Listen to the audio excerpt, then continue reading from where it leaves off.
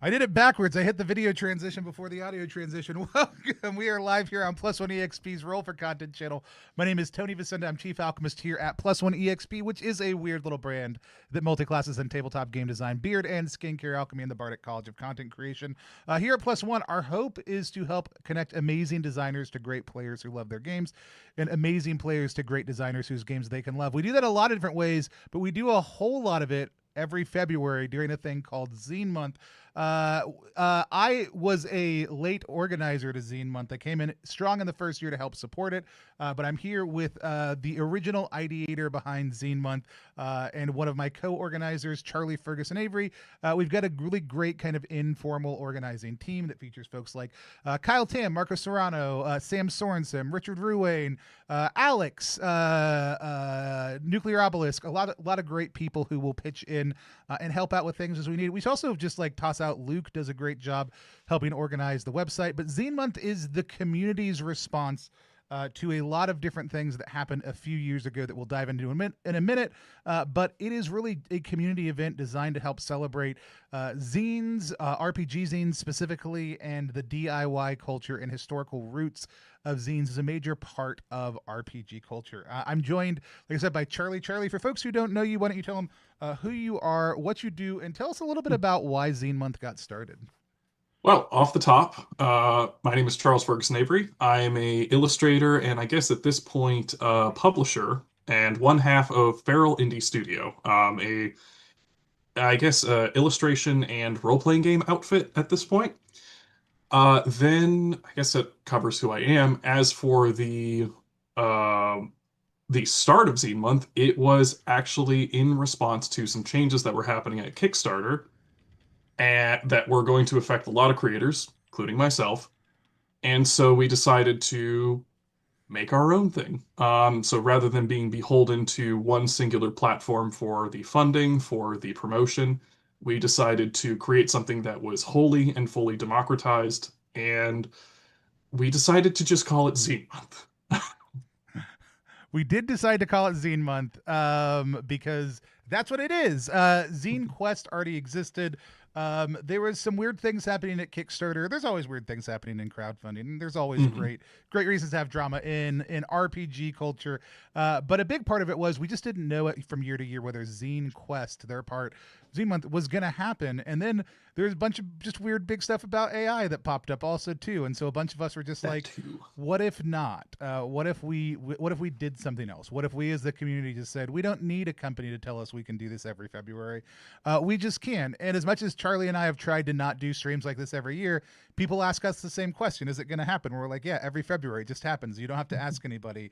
We're just doing it. But we have found it helpful, and that the community seems to enjoy a couple different small things we do that we're going to talk about tonight. But we also kind of want to just dive in this year into kind of like what are some of the big changes or small changes that are happening with Zine Month? What are some new things you can think about? What are some cool projects that we have seen already pop up for Zine Month overall? And then next week, we're going to have Sam and some other folks on, and we're going to do an open panel that's kind of like a everything you wanted to know about making your zine. So it's going to be kind of a rapid fire 60 to 90-minute Q&A. So if you have questions about like setting up your page or like funding goals or making zines or other stuff like that, that's going to be next week. We're going to be back here for that. We're still rounding out that panel, but I'm really excited about the folks we've already lined up for it. And you can come and ask any question about that stuff. This week, like I said, we wanted to hop on just for a short conversation around what Zine Month is, because there's always new people coming into indie RPGs, and there's always great things going on. So, like I said, this started just because it was December of whatever year it was. I don't know that we ever can remember when we sit down to do this, 2021 or 2022. It One was of COVID. one of those two. Yeah. And we were like, hey, they won't tell if it's going to happen. And then Kickstarter got a new CEO who was like blockchain and AI and it's great. And we were like, no, thank you very much. And Mhm. they did not even host anything that year. A lot of people still used Kickstarter. But we started hosting Plus One hopped in and started hosting workshops with other people. We had these values kind of grow out of the event organically and in kind of a grassroots manner. And so we're going to talk a little bit about some of those things. If you're new, no one's a cop here. The two of us specifically. I mean, I don't know that there's any cops involved with Zine Month, but I mean, we don't scan for it specifically. But we're not here to tell you what is or is not a zine, right? Like, there's some good basic guidelines. They're usually saddle stitch. They're usually 60 pages or less. They are usually some form of folded paper. A lot of them are very rudimentary and handmade. Other ones are highly polished and produced.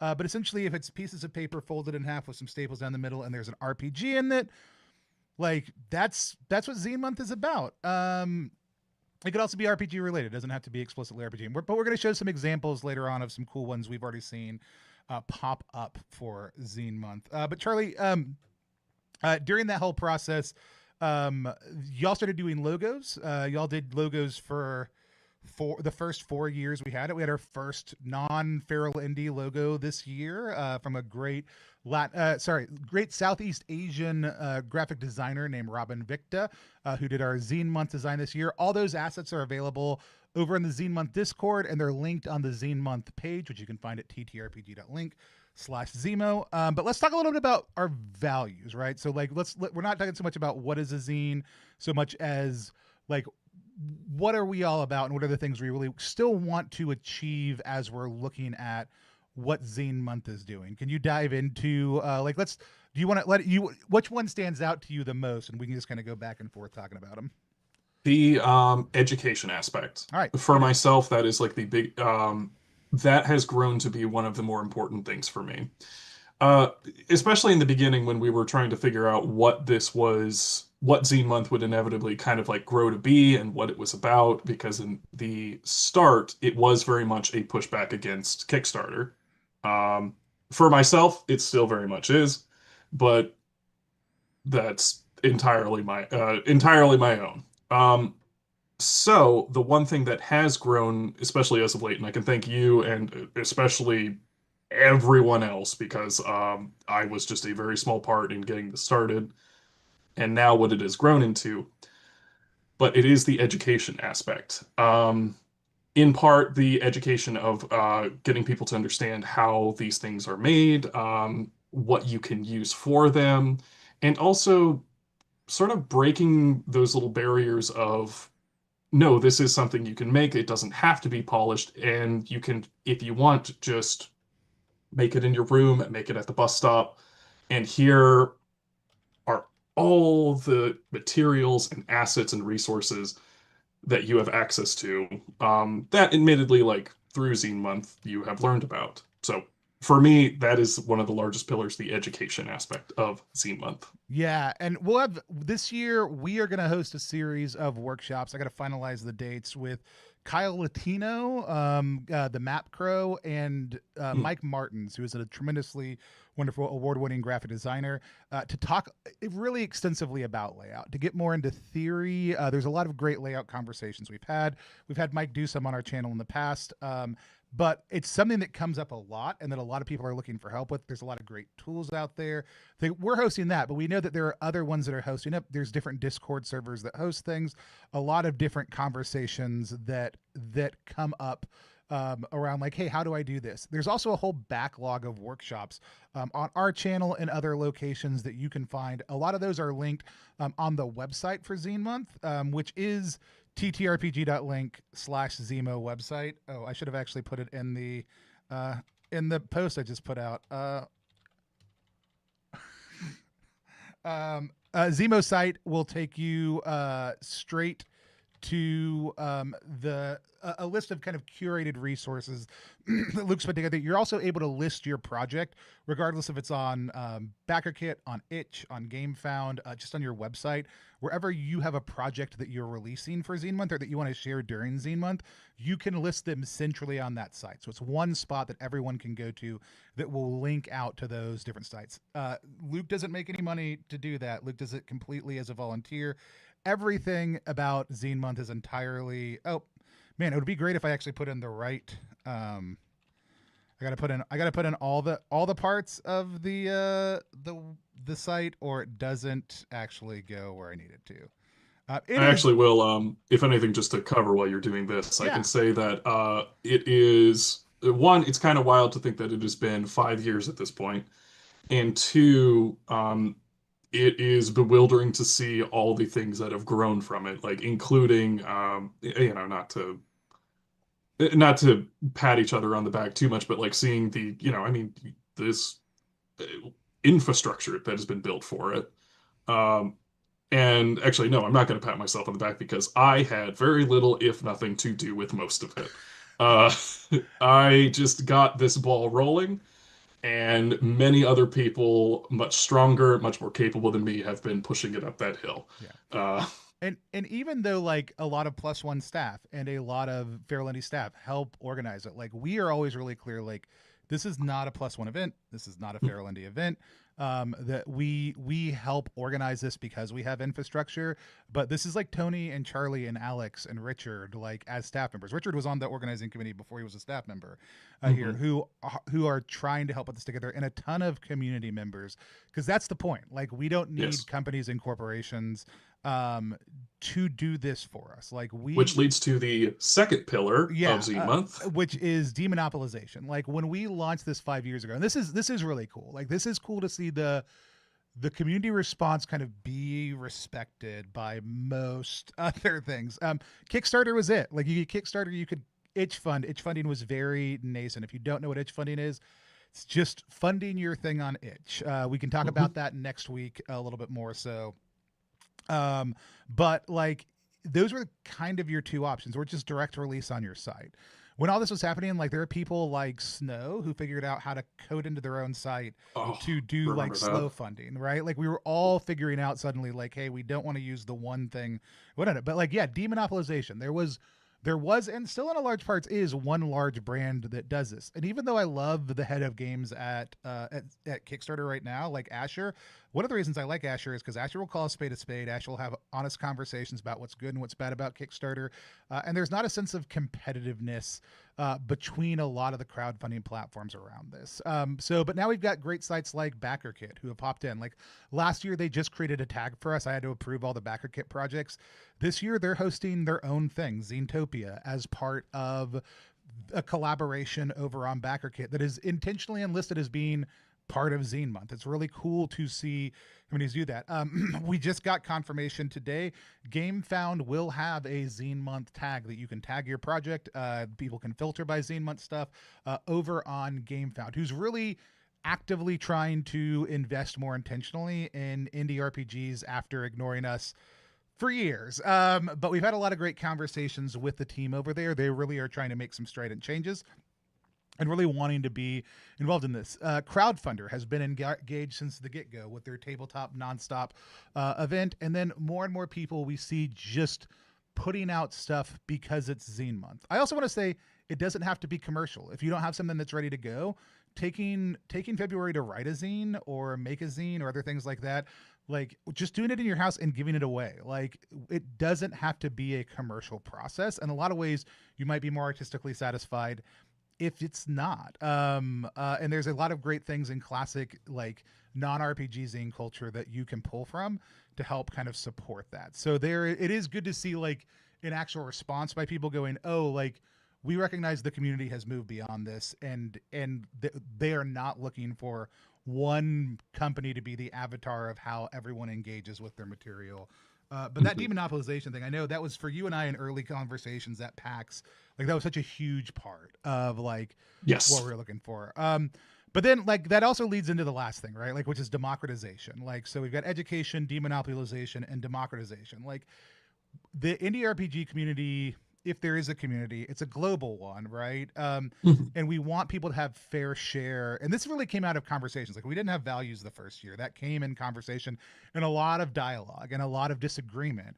And democratization was a huge part of what drove us to making some intentional choices around like originally it was like maybe we don't include Kickstarter at all because we were really upset with them. But like you and I both had the advantage of putting stuff on Kickstarter, which at that point and still is the largest crowdfunding platform, and building equity for ourselves that way. And it would be unjust to create a community program that limited and said it was fine for us, but you can't do that, and take advantage of that. But also that beyond just two white folks from like PA, because Charlie and I live about an hour and a half from each other, that there is a huge global community out there that deserve to have their ideas shared, and that we want to be uplifting great ideas and great games, not just ones that are financially successful because they have a big budget or other stuff like that. So I think as we move forward, like the other two are really, we're seeing a lot of traction on education every year, on demonopolization every year.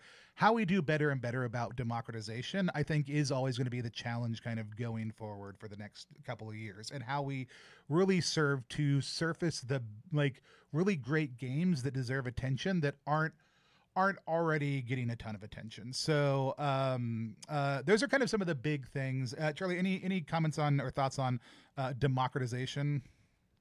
That one remains a sticking point because, as someone who is currently working with like a couple of activist organizations very locally, that actually, with any form of organization, whether it's like a community as sort of like small or large, as Zine Month kind of seems to be, because it's both like very small and very large at the same time, it seems like. Um, I wish I had better answers on that, but it is something that I constantly have questions about, and it is something that the answer is only there when it's in front of you. Yeah. Yeah. I mean, I think that's huge. And again, none of these are things we can just be like values you don't get to just be done, right? Like these are things where we want to continue to challenge for.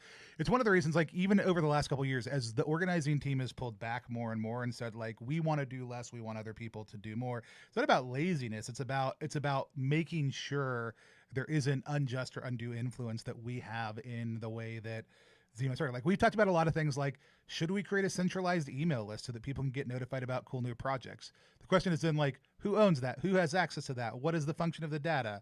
Like who gets to use it? There are so many, there are hundreds of projects. Like, is there a just way? And so sometimes it's like a lot of things we don't do that are really focused on like, this is how we kind of keep things democratized. But like, it is also like could we be doing more is constantly a question. And we'd rather go focus on the new thing than like, organizing a site or other things like that. So a lot of those things kind of come up. We've got a couple questions, some of which would be better for next week, but I think we can hit them really quick. How important do you find having a pre-launch campaign prior to Zine Month, and how many people should be following it so that so you will feel it will be successful? We have a whole video about that with myself, Jay Dragon, and Jared from past years, where we talk specifically about the finances of game design. There's two of them. One is you made a game, now what? The other one is how to fund your indie RPG without getting audited. With the since we're not lawyers, so you still might get, or tax professionals, so you still might get audited. But I would say the quick and dirty answer is your core pledge, your total number you need for funding divided by your core pledge is the number of followers you want to have at launch, or pretty close to, is the answer. I don't think it's important if it's out before Zine Month, because Zine Month is a full month. If you like my first year, I decided to launch on like the second or third of the month, and then had to get it up and ready before the end of the month. And really, it's about 6 weeks of funding because people go into March also. Charlie, any quick insights on following pages? Not necessarily. It's actually, when it comes to Kickstarter and crowdfunding, I've actually pulled back quite a bit. And but I will say, in regards to promoting your thing ahead of time, I tend to, especially for larger projects, give myself about a month of promotion. Now, that is for big projects like books. For zines, especially in something like this, where you are going to be, there are going to be a lot of other projects happening. I would say, instead of trying to reach out as many people as possible, instead try to find a group of people that are going to be very interested in it, whether those are even just friends, even in your local community, or maybe someone who is very specifically attached to one specific game, and finding a very small but tight community and creating something within that small and tight community, much like a lot of old school zines were back in the day. Yeah. Or even finding people who are doing similar projects and getting a cohort of like 6 or 8 people together who are all going to work together to cross promote. Like these are easy things, and they're building on like what the intent of Zine Month is. Like that we're in this, we're doing this work together, we're moving forward together. Art by Recluse says, can't put my breakfast burrito on Game Found for Zine Month. I mean, if your breakfast burrito is a zine, you can now, and you can get the Zine Month tag for it. We already talked about that. I think I eventually got the Zemo thing right. Those are, I think, the big questions. I don't think I missed anyone else, but those are some of the ones that people are asking. Oh, how many zines can you eat in 1 month is a good question. I do have Pika. I do eat paper. I mean, I But could eat a zine a day without much trouble. So I'm gonna go with 28, unless it's a leap year. 29. I'm good on fiber. That's something I carried in from last year to this year that I'm doing well on, so I don't think I need to start eating paper anytime soon. Hypothetically, though, once a week. Is a burrito a zine or a sandwich? I mean, does it have something to say? Is the real question. If so, it's a zine. It's great. Yeah. So, there are a whole lot of kind of big things. One of the things we like to do. Oh yeah, join the Discord. Thank you, TL. TTRPG in Discord. You can just search, but you can also go to, and y'all are going to notice a pattern really quick here if you're not familiar with the things we generate. But TTRPG.link/Zemo Discord will take you to the Zemo Discord. Discord. I think so. Which will, like I said, will take you right to the Zemo Discord. It's a primary community of notification. You will get tags when there's workshops and stuff like that, or when there's new assets or tools that come up. There's plenty of place for self-promotion in there. The other thing that I'll shout out, if you're on Facebook still, the RPG Zines group that I help coordinate is a great community to go talk about your zines in. We will probably do a mega thread in there this year, and we'll just have people post their projects when they're funding, and then they'll do like post a project when you're closing, and then use the mega thread for like smaller updates.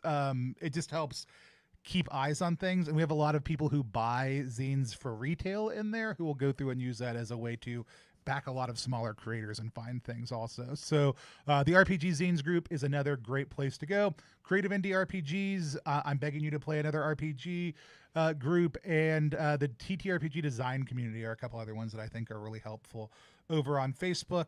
There's the +1 general Discord. It's very self-promotion friendly. The Brain Trust, a lot of great Discord communities out there. If people have other ones, you can't put the links in, but shout out the names of the Discord, and we'll do our best to kind of help share those. And then Discord, Blue Sky is actually a really better referrer than a lot of other places if you're on social media. We've got a great workshop on press kit stuff you can go look at that I'll probably redo this year sometime also too. So yeah, so there's a couple big like kind of community places you can go for support, help. A lot of those are going to be driven through the core site though, that we set up every single year. And again, that's ttrpg.link/Zemo site. Charlie and I went ahead and looked before we started at a couple of projects that we were excited about. If you go over to Kickstarter, Zine Quest is going to be the tag for a lot of these. Again, most of these or all of these can eventually be listed on the I Want to Play site that Luke hosts if the people go and submit them there.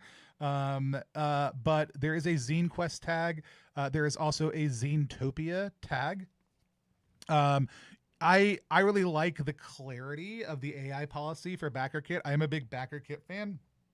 They don't sponsor us or underwrite any of this, but I found BackerKit to be my preferred platform currently, though we still use Kickstarter for some projects, and we'll probably have a Game Found project again sometime in the next year as things get better and better there. But Charlie and I wanted to talk about a couple cool projects that we had just kind of scoped that are already on some of these sites. If you've got one you want to shout out, or if you've got a project, again, you can't drop the link if you're watching. You won't be able to drop a link, but say the name of it. People can Google stuff, and we'll see if we can do some stuff.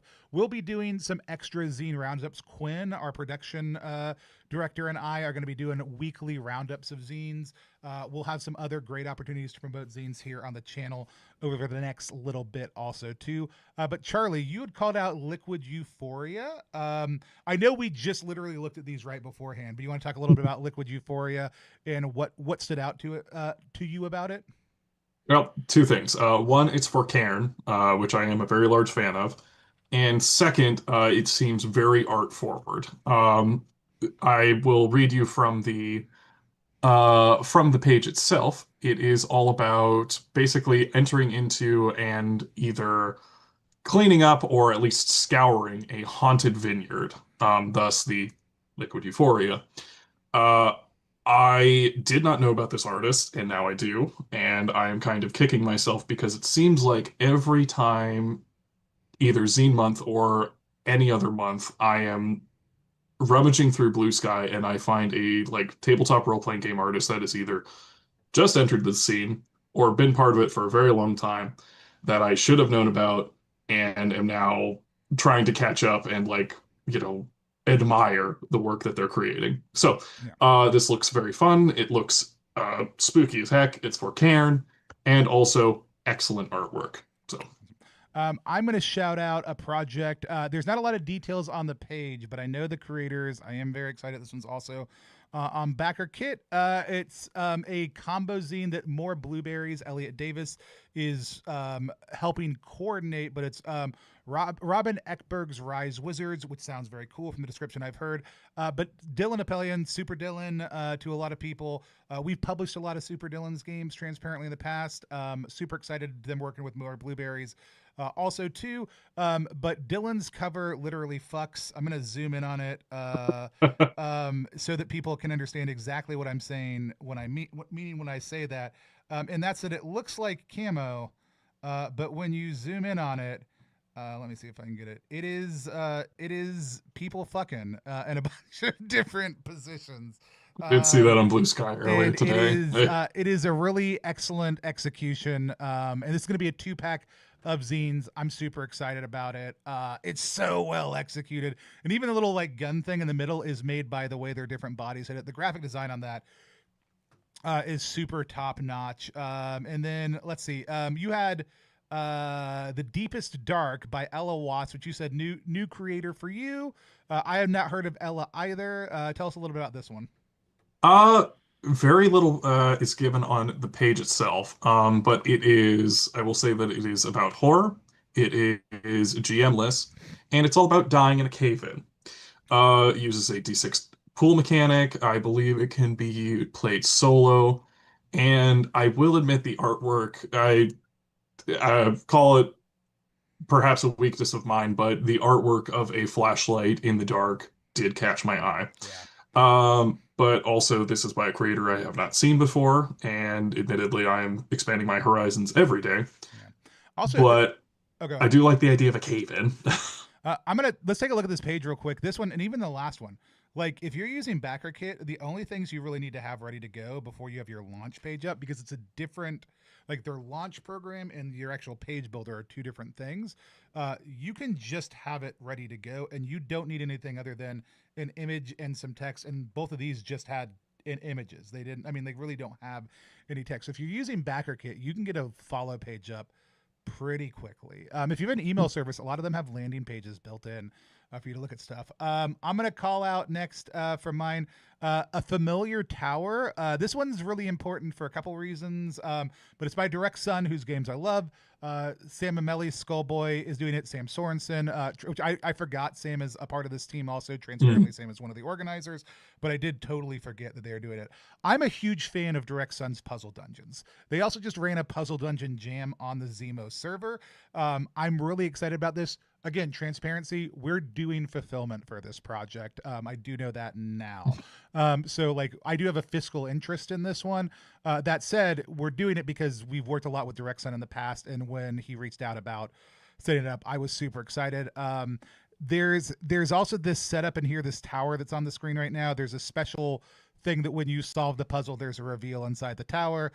There's a lot of it's a really great team, a lot of cool stuff, and the ability to make your own weird tower to put on the middle of your table. But the puzzle dungeon jam that they did, if you're like how to do puzzles and adventures or dungeons or stuff like that, Direct Sun has done a ton of work in the puzzle dungeon jam to help share that information also too with the wider community. So it really touches on that education touchstone really strongly. I had one more that I wanted to shout out. I just found this one while I was combing through. This is the only one on Kickstarter we're shouting out, not because we dislike Kickstarter is a specific reason, just that the backer kit projects are the ones that really kind of spoke to me. There's some really cool ones over on Kickstarter, but this one is called Connie the Barbarian, the first not safe for work solo game book of history. I cannot believe that's true. I cannot believe that there is not a horny solo game book out there already in the world. Shout out horny games. We need more of them in the world. Kenny the Barbarian, and I don't know anything about this other than I just saw it and it caught my eye because I love people who are taking this stance and creating really like things with a specific and strong voice. Choose your own destiny, the spicy mix of interactive storytelling and comic art that challenges traditional conventions. If this person is horrible, or if this game is somehow weird, I mean weird in a bad way, not weird in a totally fine way. I don't know anything about it. I'm shouting it out because I was excited to see it. But it's coming from an Italian sensibility. I am curious what it's going to be all about. I'm super into more stuff like this existing. If this one is bad, someone should do a better one. Is what I'm going to say. Also too. So yeah, the art is really captivating on this also too. So, but again, no, cannot speak to quality or how good the person is or anything else like any of that kind of stuff. But yeah, if you have not had a chance to yet, and you've already submitted your game, like go check and see if you've gotten your tag wherever you're supposed to get it. Make sure all your stuff is set up. The Zine Month assets are up now. We have again that new moth this year that Robin did, Southeast Asian queer creator. We're really excited to have Robin step in and do this year's moth. It turned out absolutely tremendous. I think we're going to print stickers, and every order that goes out next month from Plus One is going to have stickers. They'll probably be available just generally also too if you want to pick them up or if you see it as at a con over the next little bit. This brings us to the last thing. We do have things that we do for Zine Month also. So Charlie, you have a new zine that you're releasing this week for Page, but will be available on the site during Zine Month. Tell people about what you're dropping for Zine Month just directly. So, admittedly, with very little fanfare by intention, I just wanted to make a zine, and thus, in the spirit of Zine Month, I made a zine about raising the dead, specifically the spell Raise Dead, and all the weird little technicalities that come with the spell Raise Dead. So, as a necromancer, your corpses are going to lose vitality to decay and rot. How do you mitigate that? Your corpses might start off partially maimed or in various states of decay. How does that affect their vitality when they're first raised?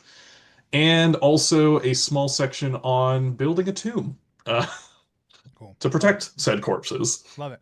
The toolkit approach you do when you do things like it speaks to me a whole lot as a classic GURPS lover. But like you, anytime you're doing stuff, you're always approaching it from this like toolkit kind of deconstructive, introspective thing. But it always sings at a table. Like I mean, I think people see this in Weird and Wild and Cess and Citadel, but like, oh man, what was the Gods one? I'm trying to remember. As the gods As demand, the which Gods Demand, this one that you're doing, like these smaller little projects that you're like taking a single thing and like really driving the idea for it. I love getting to see. I can't wait to get a copy at Page also too. So, um, but we are going to be putting out a zine pack. So every month we have two zines that come out through a thing called RPG Zine.Club. If you want Zine Month, but every month in your inbox automatically, check out RPGZine.Club. But we'll have two games coming out next month. One by Yanni, who did Ambition, called Heir to the Sword. It's a solo adventure game, and then another solo game. This one by Jacqueline, who a lot of y'all know.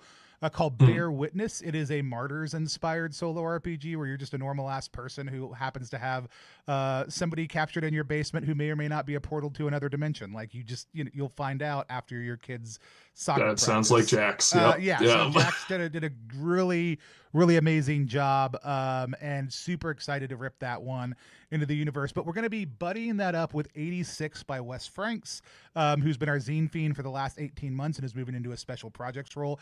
It is an introspective game about working as a cook in a kitchen. So there are things like hey, it's like what's a smoke break like, but part of that is tearing off a piece of the book, burning it up a little bit, and eating some of the ash. So it's a really fucking cool thing. We're gonna be tossing in with that. And then the quick start for Soothe Wardens by Navarre Jackson. We just did a zine print of that quick start, and so we're going to put those 4 together, put them at a really great price, and just launch them out into the world. We'll also have some extra freebies like the zine stickers and our Aaron King's Zine Month, or sorry, Aaron King's PBTA Hard Moves zine is going to go out with everything next month also too. So that's what we've got going on, but we'll be back next week also too. Like I said, this one's just a little short one. Talk about Zine Month, what it is, help people get connected to the different places of information. We also just started a Blue Sky account for Zine Month.